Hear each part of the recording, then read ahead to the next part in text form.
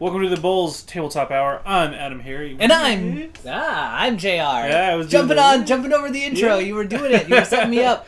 I was, to spike you down. We've got Codex Orks, as you can see here. We've also got some of the new vehicles that you might recognize. Yeah. We are here today with all your Orky questions and answers. We've got the answers. You've got the questions. Yes. I have a couple of questions myself. That you want to post? You want to post these to chat because we were just talking about them. Yeah. So one of the big things about the Ork Codex is the advent of the speed freaks. And one of the people they talk about is the great Wazdaka Gutsmech. He's one of the greats. The best speed freak out there, best biker, best. He's a fast orc. He's a fast orc. But there's another famous biker in the world of 40K. There is a very famous biker. With his head's on fire. His head is on fire. And he goes by the name of Doom Rider. Doom Rider!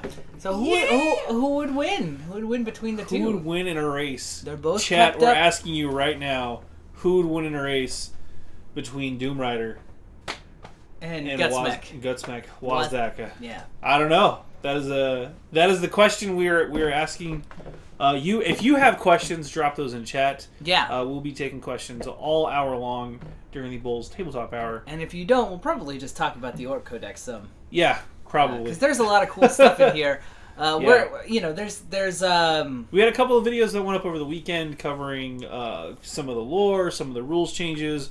We also had a couple of unboxings for the new kits, which we're pretty excited about too. Which shocked us both. Yeah. The kits are actually they're just a sprue. One sprue. Matter of fact, let's show them. And where are our? I think they're on the table. All right, I'll go grab those. You grab those. I want to show this off real quick.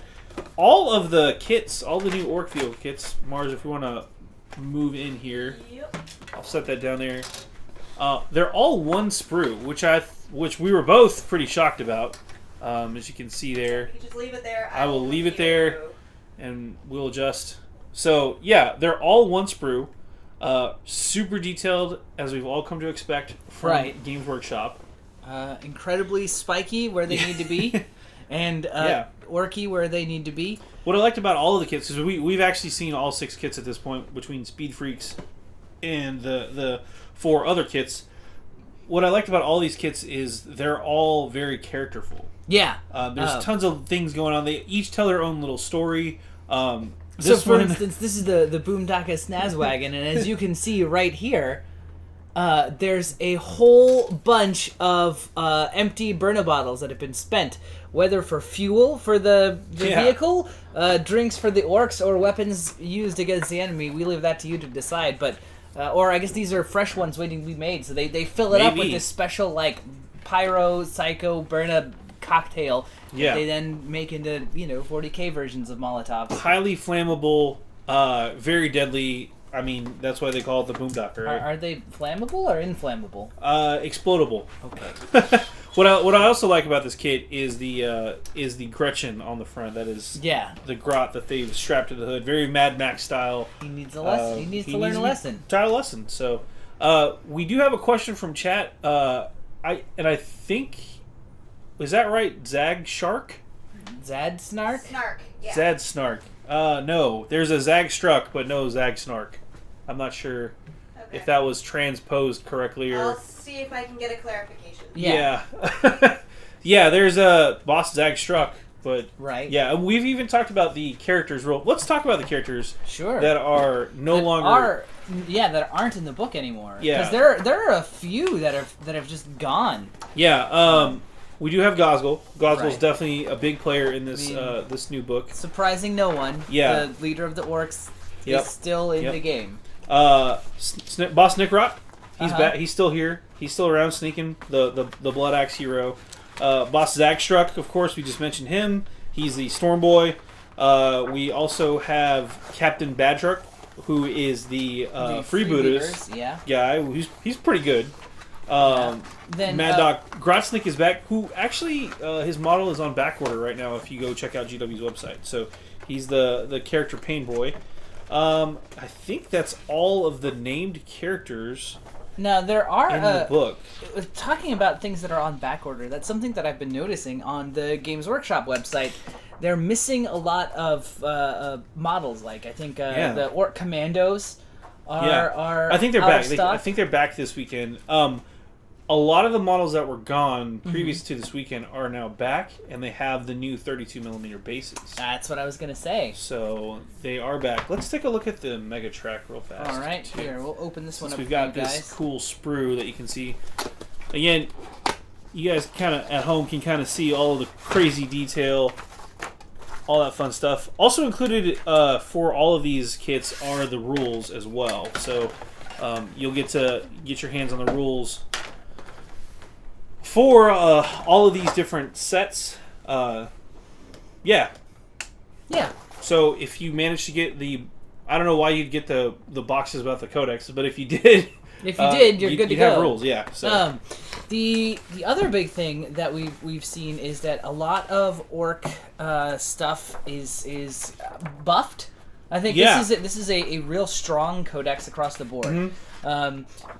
The points for some units have been adjusted. Boys are a little more expensive. I think Gazgul's a little cheaper. Yeah. Things like that, just to kind of bring everything in line. But along with the point costs, they've received a number of like buffs or just in general, I boosts think to kind of like bring them in line. This is a much stronger codex, obviously, than the Index.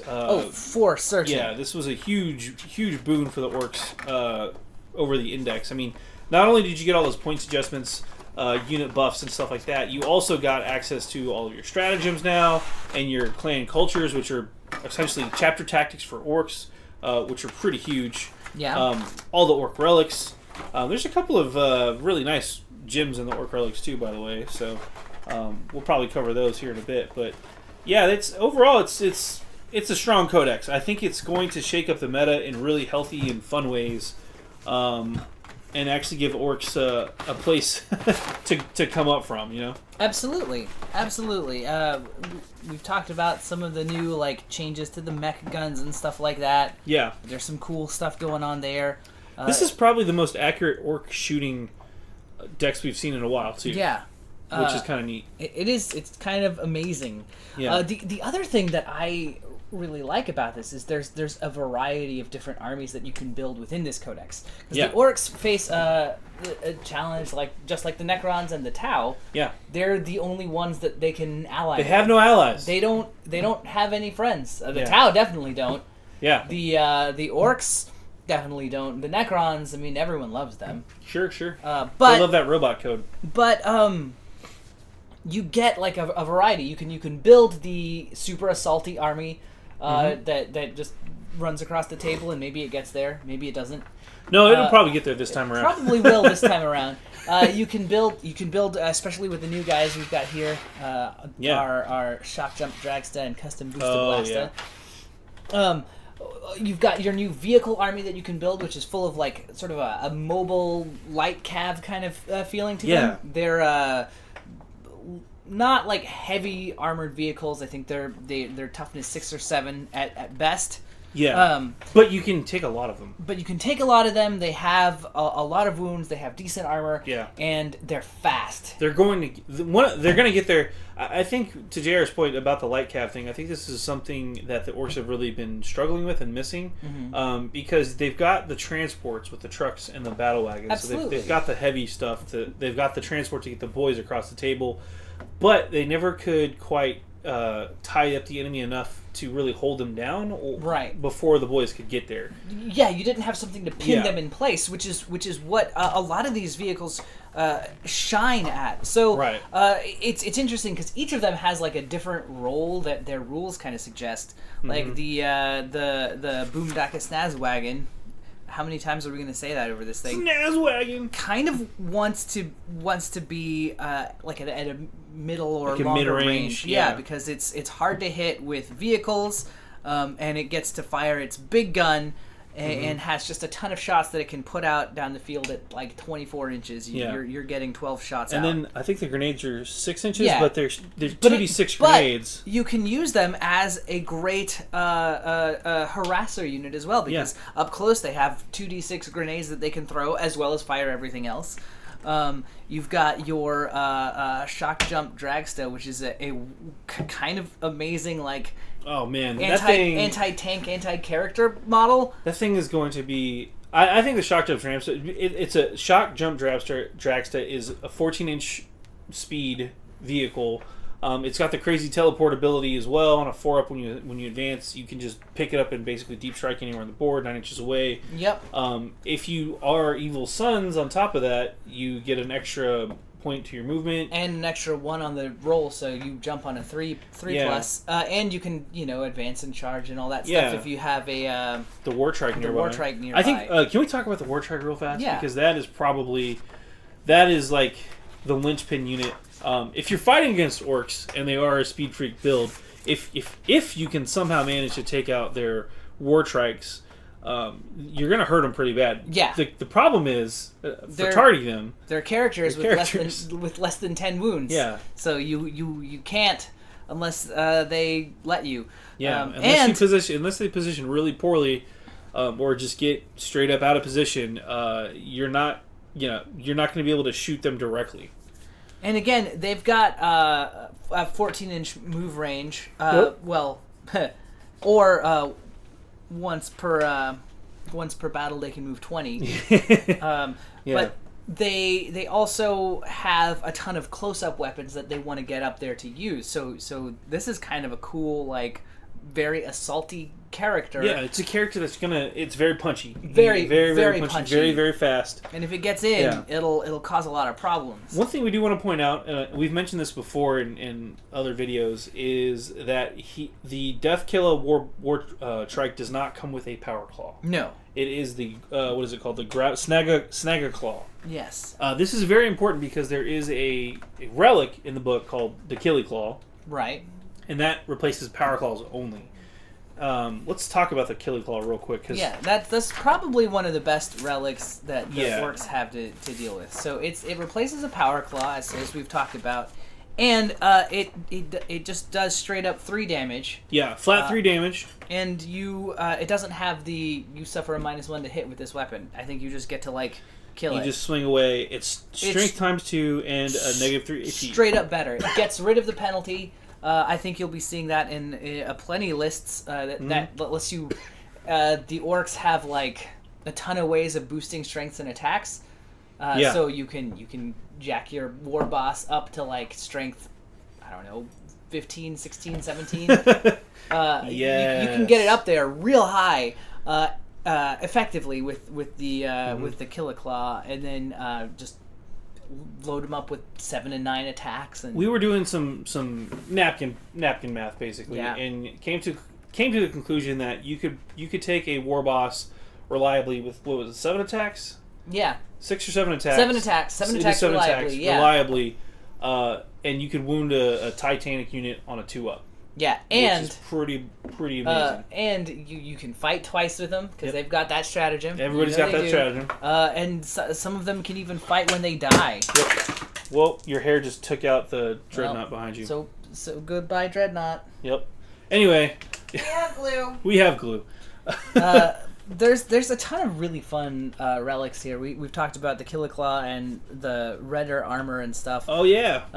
There's I like their command point generating was thing. it the stick, or is that the other one? No, I think it's the stick. Nope, never mind. They have the Thinkin' Cap for Blood Axes, which lets you have 2 Warlord traits, which is kind of amazing because the Orc Warlord traits are surprisingly good, and more importantly, it's the generic ones that really do a lot of the work.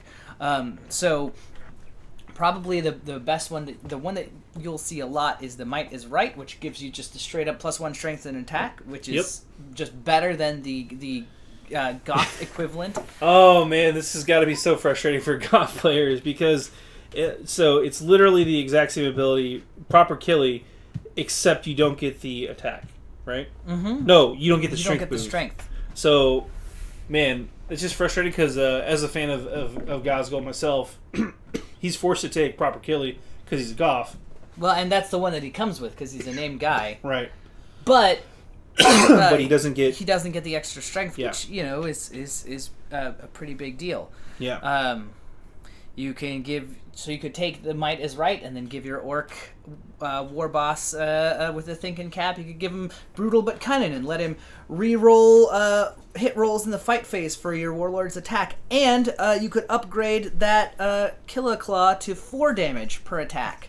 if you awesome. Charged. Yeah. Or were charged or heroically intervened and stuff. There's a ton of stuff like that's in this codex that lets you, again, it lets you put together the stuff. You can even do like a shooty Orc army.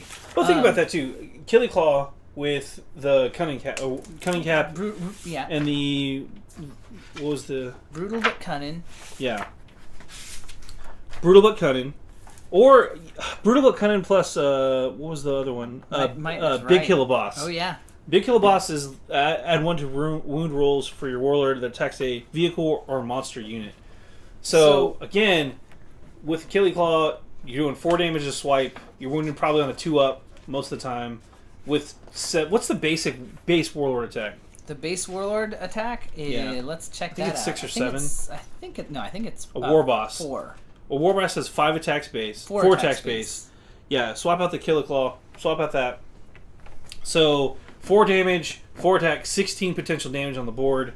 You could, depending on how you want to take, if he's a Blood Claw, depending on what other things you want to take, you could jack that easily up to 5 or 6 attacks at strength, strength 6 base. And there's times 2 plus modifiers. Yeah. Basically, what we're saying is the Orc army is surprisingly customizable. There are a few things it does. You want to build it. You can build a character to go take out vehicles. You can build a character that's made to fight like real tough characters to punch way above their weight. That's something that I think the Orcs really excel at. Having weak stuff that takes out stuff it shouldn't be able to, and not just when you roll hot. You can take like the tractor cannon and basically have an auto hitting. Strength 8 d6 damage shot that it just auto hits. It's fairly cheap. You can build an Orc gun line and have it do surprisingly well. This is one of the. I played in the era of the Knob Bikers, so shooty Orcs and lots of mass fire from very mobile Orcs, very tough to kill Orcs. I don't know if this is going to be the exact same, but it feels very, very similar. It feels very similar, yeah. So, the Orcs are going to be pretty solid. The 6 new vehicles that they've had added to their roster, very, very helpful. The stuff that was pulled out of the Codex, things like the Scorches and stuff like that, people weren't really... You're not going to miss those anyway. Yeah. If you really, really want to use them, there's still the Index. But I feel like these 6 vehicles that replace them are much better. I agree. I'm looking forward to seeing what comes next. So we know, kind of talking about the codexes, we know that next up is... probably Gene Stealer Cult. They haven't... Games Workshop has not officially announced but I think that's the one that's left, right? Gene Stealer Cult, and then they've already said Sisters are coming in 2019. There you go. So because it can't be Sisters, because that's 2019 probably, maybe, unless something goes wrong. Yeah. But how likely is that to happen? So it's Sisters and Gene Stealer Cults, and I think that's it, right? If Sisters are 2019, you know that they are the harbingers of the edition switch. Yeah, so 9th edition. So 9th edition 2019 calling or 2020. No. It'll be like Sisters for like 3 weeks, and then boom, new edition. 9th edition. No. Old Codex is invalid. They've done it before. You think I'm joking, but they've done it before. Oh boy. Yeah. Well, what I was going to say is I'm excited because that means that now that all of the codexes are released, we'll have a chance to kind of see what's next for 8th edition. It's been out a year? A year, 18 months of change. Almost not quite 2 years yet. It's been very impressive that Games Workshop dropped all the indexes at once and basically leveled the playing field. And then we've seen consistent release of codexes. We had, I want to say, 10 plus codexes within the first 6 months or something crazy like that. So, and then it's been a bit of a slower rollout for the last ones, but there's been a lot of changes to the game as well. The big with the chapter proof stuff, and the big FAQs. which I guess we're due for the chapter approved sometime soon too. Yeah, chapter approved should come out. Typically it's been November, December. Right. So we're due for one of those. And that's when all the point changes kick in too. So that's when GW actually goes in with the chapter approved and kind of rework some of those points. So some of the stuff that's undercosted might get pumped up. Some of the things that are overcosted might get brought down. It's just a time to rebalance. We also learned today, actually, that they're also going to include looted wagon rules in the chapter approved, which I'm super real excited about that. Yeah. Looted wagons are amazing, and I have seen some very creative conversions out there. Like we've seen a looted monolith. I want to do a looted command barge. I've seen a looted Riptide before, a looted Storm Surge. The Ork players are some of my favorite players because of their ingenuity when it comes to conversions and stuff like that. You guys are crazy, and I love it. I love seeing all the crazy stuff you do. So keep it up. Keep doing it. We have an Ork army here in the studio. It's got a ton of conversions as well. I know Thomas is super pumped about Orks because that was one of his big things too. It's just all the crazy scratch build and kit bash stuff that you can do. Yeah. Get you some plastic card and go bonkers. Go bananas. Yeah. There's also, I guess the next thing that I'm looking forward to seeing is like where they take the game, right? Like, because we know that they're starting to build up a lot of the story around Vigilus, which is this safe haven that takes you through to the other side of the Dark Imperium. Yeah, it's the Gambit. It's like the one hallway or the second hallway. It's the Suez Canal. Yeah, exactly. It's the one safe, start passageway to get through the Cicatrix Malediction. Or Gork's Grin. Gork's Grin, as we learned. Which every good Ork... I love that the Orcs saw, like, chaos opening everywhere in the galaxy, and were like, I want to get in on that. Yeah. I want in. Yeah. We'll come back to that, though. We'll come back to Gork's Grin. But yeah, moving forward... Yeah, we know that a lot of stuff is happening around there. It's been mentioned in every single codex since... or in every single thing that's been released, not just codexes, but like the Kill Team Commander's book talks about it. Tooth and Claw... Wake the Dead. All of the recent campaign boxes, essentially. Codex Orcs as well. Like they talk about Vigilus a lot in there. They talk about how the Orcs kind of were repelled by the psychic shields and were like, "Oh, fine, we're gonna go drag shit around." Yeah. Which is what has led to a revamped Ork army that's now on the move. Anyway, we know that there's like a big fight coming there, and looking at some of the latter releases for 7th edition, we can kind of see where GW had this cool formula for figuring out like, okay, let's do like a narrative push. Release stuff around there, have smaller releases. Some of the rumors we've heard are like there will be smaller releases for these things. I hope so, yeah. Like new models associated with, the Battle for Vigilus, for instance. We've seen Games Workshop do something similar before. We had the Khorne Blood Angels books that came out, which were updated rules for Khorne Forces and the Blood Angels, Angel's Blade, and Traders... Angels... Yeah. What was it called? Angel's Wing and Trader's Blade or something like that? Yeah. Trader's Hate and Angel's Blade. I think that's what it was called. But anyway, those two books came out, and we have them. The name escapes me right now. I'm on a lot of cold meds. I don't know if you can tell. But those two books came out in parallel with each other. That was like a mini campaign arc that they did up to the kind of build up to 8th edition. Right. And now that we're, a year and a half or so into 8th edition... we're starting to see like where that story is going, and where some armies need a little bit of love and updates, and where there are some like gaps. As a longtime fan of 40K, I can't tell you how excited I am to see the lore actually progressing past the 40th millennium, 41st millennium moniker. At this point, I feel like 40K is just the title. Right. It's past the dark. It's still the Dark Millennium. It's still, but now it's the Grim Dark, and there's more to it than just like, every couple of years we have a new edition, and it's going to reset the game back to 50 years before the clock strikes midnight or whatever. We've moved past that. We're way into the stuff is happening. Stuff is happening. Like changes are happening in the galaxy right now, and you can kind of see it. Like in the Ork Codex in our lore video, they talk about how Gazkul has been charged with gathering all of the orcs. Okay. We gotta talk about the Grin. Yeah. Yeah, To tag onto that, tell him what happened with Gaz first off. So he flees from Armageddon and gets cornered by the Imperium. So again, Armageddon, Third War for Armageddon, still going on, still fighting hot and heavy. That war zone's still crazy. Right.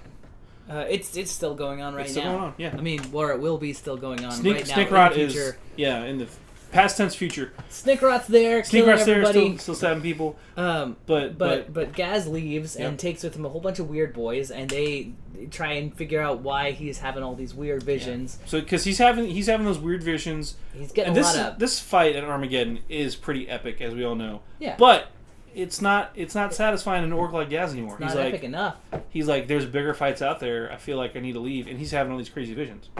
And so he and his weird boys get chased down by the Imperium, who want to get rid of this guy once and for all because he's a thorn in their side forever. I mean, and they totally see his ship Kilrucka. Yeah. They know he's left the battlefield and orcs might be cunning, but they're not subtle. Yeah, that's true. They don't do well. There's only a couple orcs that do well with the sneaking, and Gaz is not one of them. So when they're cornered, all of Gaz's weird boys kind of speak with one voice, and it's the voice of Gork and Mork together, telling him that you've got to go unite the boys and bring a great wall that will drown out the galaxy and the green tide. Every star must resound with the echo of the cry of the orc. Yep. And it's pretty epic what happens. He's trapped. His flotilla has been shot to pieces. He is in this area called the Haunted Stars. Basically, his ship's about to get killed. He's turned it around. Kilruck is cruising for a bruising. They have this crazy vision that happens, and then boom, bright green light kind of shoots out, and his entire ship disappears. Yeah. Punches through the warp into a big green ball of bright light, and that is actually also where the Cicatrix malediction kind of rips and absorbs this area as well too of space. Yeah, because the rift is happening all across the rift galaxy. is happening at the same time. Now Gazgul's ship is gone though. Kilrucka is missing. The Imperium is like, what just happened? There's a giant warp scar. What's going on? Simultaneously, as this is going down, Gazgul starts appearing throughout warp space. Just sort of everywhere. You can kind of see... Can we zoom in on this one here, Mars? Mm-hmm. All right. And this is something that is super cool. So here's the orc version of the galaxy map. And you can see at each one of these points, that's where Gazgul has been sighted. Not just sighted, but also confirmed. And confirmed. Yeah, you can see this little thing down here. He is actually confirmed by official, reliable sources. These, not your average Joe guardsman, like everywhere all at once. Yeah, he is somehow in all these places at once. He is uniting the orcs. On top of that, the Cicatrix malediction, as you can see, if you rotate it around, is actually known as, to the orcs, Gork's Grin. You can see the giant maw there of Gork's Grin across the galaxy. So when the orcs look up in the sky and see this, they don't see chaos. They see the maw of Mork. Or is it Gork? Could be either. Could be both. But they know that they're it's Mork's maw, Gork's Grin, whatever you want to call it. Yep. It is responsible for spitting them out into some of the best fights of their lives. Now, some orcs do go disappearing, but all of them are pretty much diving headlong into chaos warp rifts. There's these weird shiny things, they call them, warp rifts essentially, and the orcs are literally jumping into these headfirst and getting spat out all over the galaxy to see where they end up. Which is, it's just amazing, and it kind of advances the narrative of where 40K is, right? This rift has happened, and it's been there for a while. Yeah. We're not just in the state of it's still opening up. Ooh. There's more demons coming out. Who knows what's going to happen? They also, the orcs have a good explanation of why all these demons are coming out. Yeah. It's because Gork don't want to eat those guys. Yeah, of course. Of course, he's going to spit them all out. Why? Of course, all the chaos stuff's going to, Imperium's going to pour out because he doesn't want to eat that. He wants to eat real stuff, real space, which is why he's sending the orcs everywhere to go crumping and cause some fighting everywhere. So it totally makes sense from the orc point of view, Absolutely. which is great. Absolutely. Now, I was going somewhere with this. I distracted you, though. You did. Yeah, so the orcs are fighting everywhere. Gaz is uniting the orc clans under his man. He's uniting them like any good orc would, which means he's challenging the war bosses to a fight. There's a couple of stories in here about Gaz basically teleporting in to a war boss's equivalent of a throne room, killing all his guards and saying, "You work for me now, or I'm going to kill you." And he's like, "Okay, sure, you're a big orc. I'm down. I'm loyal." So, changes his banner, goes to Gaz, and wreck and roll from there. Or there's a fight. And Gaz wins because he's freaking Gaz. Yeah. And that's kind of going on. So orcs are fighting everyone, including themselves. And by the way, this was actually foreshadowed a lot in the Death Watch book. Oh yeah. There's a short story in there about in the timeline section about the one of the outposts for the Death Watch is just destroyed, and when they come to check out what's going on, they find the Watchmaster basically on a pike. And his lieutenants around him also on pikes, and then just orky runes and symbols everywhere, and then of course very prominently is the Gazgul Thraka effigy, his symbol saying Gaz was here and I've wrecked all your stuff. So it's a pretty cool time to be an orc player. It's a pretty fun time to be a 40k player in general too. I was just looking in the back of the book to see if they had a secret like in the Dark Angels Codex where... Wait, the Dark Angels Codex has secrets? Doesn't it? Always. Yeah, wasn't that the big reveal at the back? Is that, what's his face? Lionel? Yeah, is missing? He's waking up from sleep times. Yeah. Sleepy time, Lionel's back. Anyway, yeah. Yeah, there's a lot of fun lore in here. We also learned the Brain Boys have all been confirmed as that they were an actual thing. They talk about the feral orc life cycle too. Yeah, they talk about each of the different units that you can find. I mean, it's a GW Codex. You know what to expect from these guys. It's good stuff all around. Do we have any more questions right now? No. Yeah. Cool. Well, what's like a build you want to see for the orcs? Oh man, so for years we have seen like the Green Tide, stuff as many boys on the table as we possibly can. We've seen that build done to death at this point. We've seen the mech'd up version of that, which is just trucks and battle wagons and come screaming at you, which is pretty effective. Gun wagons that shoot twice like a Lehman Russ. Yeah. What I'm very interested to see is the infantry squads backing up essentially the light cav of the new bikers. I'm very curious to see what direction the community takes with the wagon, the new the vehicles, because there's 6 options.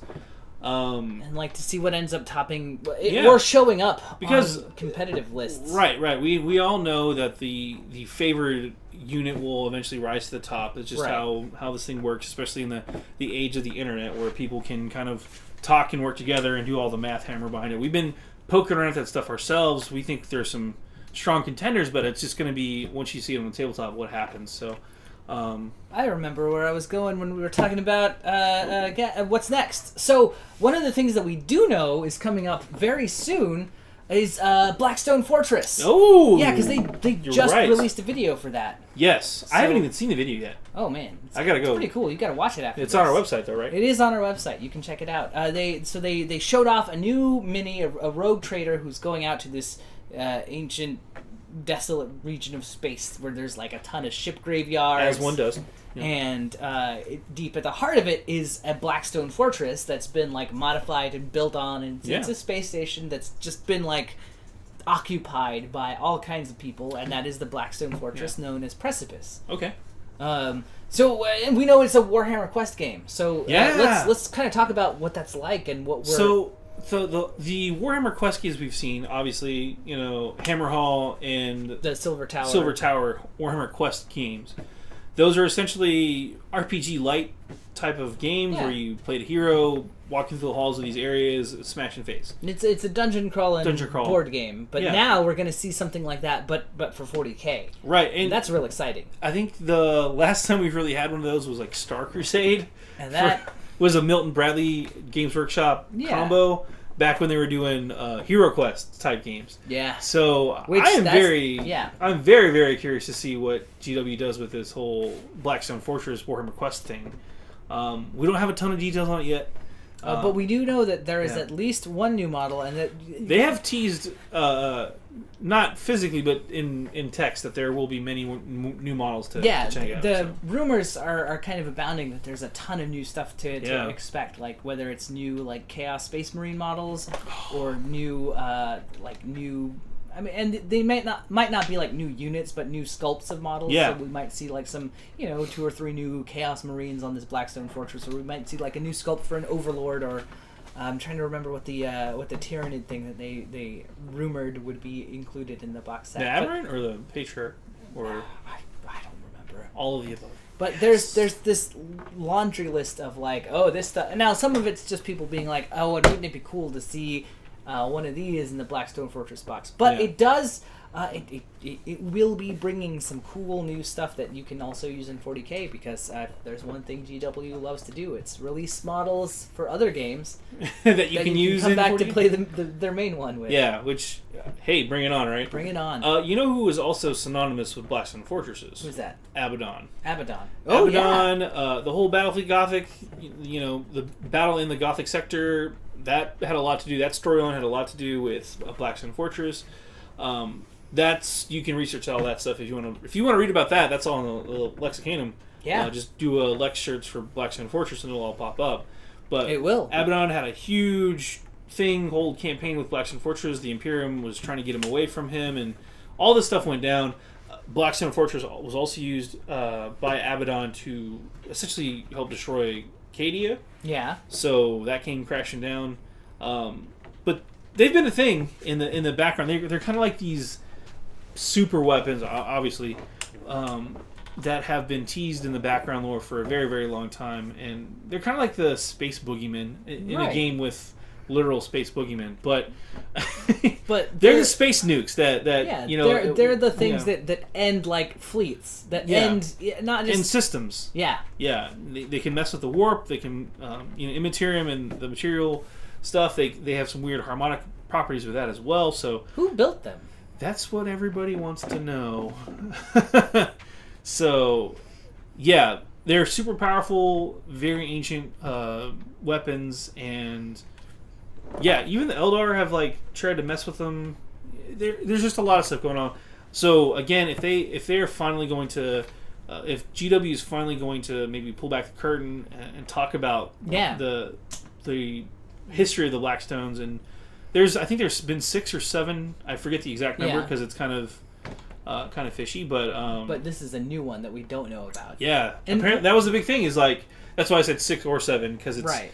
Is this a new undiscovered one, or is this one that was just hidden? And if so, are there more? I mean, there's a lot of implications with this game. Well, and one of the things that I'm looking forward to as sort of a lore junkie here, I'm so in Hammer Hall and Silver Tower, you have a town that you go to. Like Hammer Hall has the town of Hammer Hall. You can go explore. You can have events. You can shop at the shops. Yeah. You can do all kinds of like it's RPG light, so you can do sort of like the I'm in town right now kind of things. I actually really like shopping adventures. I think I do as well. I think it's amazing. But I'm very curious to see how that shows up in Blackstone Fortress, right? Will there be, because from the video, like it kind of gives the sense that there's a bunch of like Xenos and traitors kind of and heretics intergalactic bazaar out there on this fortress, or at least in the region of space nearby. I'm very curious to see how that translates to the game itself.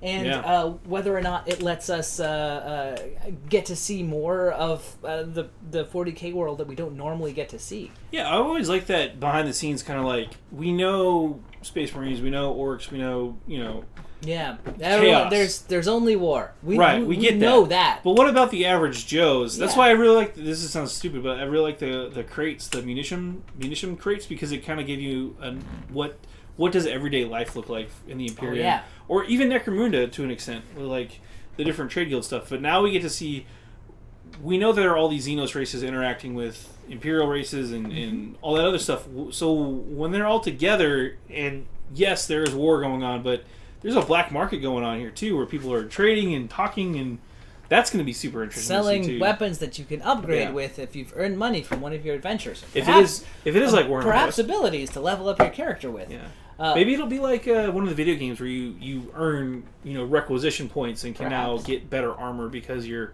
reputation or your combat whatever approved for maybe you were wearing power armor and now you can wear Terminator armor, something like that. I don't know. We'll find out. We'll find out. But Adam, if you liked those munitions crates, I do. Boy, have I got some exciting news for you. Guess what's coming next week? Next weekend. More crates. Yes, up for pre-order. More crates. Crates enough to shake a stick at. You get crates, crazy 40K style forklifts and bulldozers. Wait, are you serious right now? No, I'm serious. So there are new terrain kits coming next week. There's the Sector Imperialis, which is the big Gothic walls that we do have. That I want to show off. He's going to get the Gothic walls. I could have just stood up and grabbed them, but I'm going to move these bikes so they don't get smashed. But yeah, this was our project that we built for Kill Team. Which still has a Kill Team on it. It does. 2 Kill Teams on it. Yeah. So this was this is the, what is it, the Gothic Imperial... This is the Sector Imperialis. Sector Imperialis, thank you. This is several This was two sets two from Kill Teams? 2 boxes worth of terrain from Kill Team that we made a giant cathedral out of. Well... Yeah. Now you can do this kind of thing without having to get your own Kill Team set because they're releasing this. The Sector Imperialis gets this amazingly high wall Gothic architecture kind of thing. But they're also releasing the crates and the forklift and the industrial stuff of the Munitorum, the Sector Munitorum stuff. Excellent. So you'll have you can have fights in warehouses and ammo dumps and stuff like that. Very cool. They're also putting together a kit called the Thermic Plasma Relay or something like that. I think we've seen part of it. Yeah, I think they've actually released that one. Maybe it's a slightly different take. I think it's a slightly different take on the Prometheum fueling station and all that stuff. But it definitely has new bits in it. Because it's all of the new stuff that we've been seeing in kind of piecemeal in the different Kill Team releases. Right. So with each of the Kill Teams that's come out, we've gotten some new terrain. Right. So if you bought the Ork Kill Team, for instance, you got a cool little the crane. Yeah. Which actually fits perfectly with the terrain from Speed Freaks. Right. Yeah. So. I'm going to grab that while I move all of those different pieces, we should show them off. But all of those different pieces have been gathered together to be their own kits, so you can get enough to fill out your board that you're playing on, or fill out your table, or whatever setup you've got. You can do more than just trees. Although, if you like trees, you can get the Age of Sigmar Veil of Gyron, which is a bunch of enchanted trees. Or you can get, there's, ruined townscapes, because, I don't know why people build stuff in the Mortal Realms, because there's just, a ton of reasons for everything to be terrible.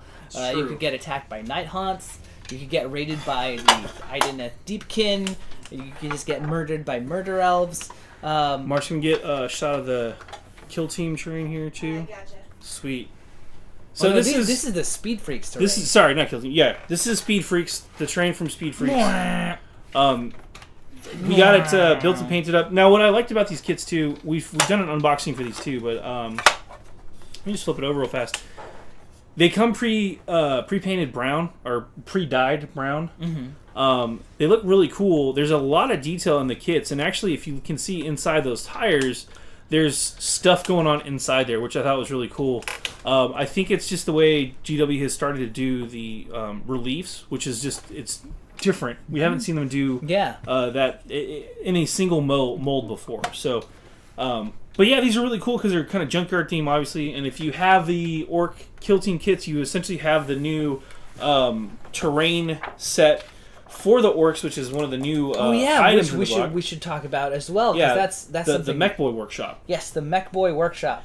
Yeah, It counts as a single model. The Mech Boy Workshop does. It's very, very similar to the Sacristan Forge Shrine for the Imperial Knights. For the Knights, yes.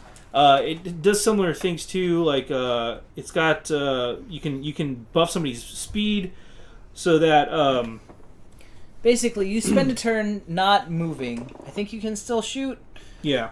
But you spend you spend a turn. Oh no, you can't. You spend a turn getting buffed. Basically, the mechs of the Mech Boy Workshop, which that's really fast if you think about it, are customizing your car. They heard that you liked shooting, so they put some guns on your guns so you can gun while you gun. It's like West Coast Customs, but for orcs. Yes, and they're done in like one turn instead of like a week. But you can give yourself a speed boost. You can give yourself extra armor. Or you can give yourself it's more speed, more rivets, or more DACA. And more speed, it gives you an extra 6-inch move. More rivets gets you D3 lost wounds, plus some other stuff.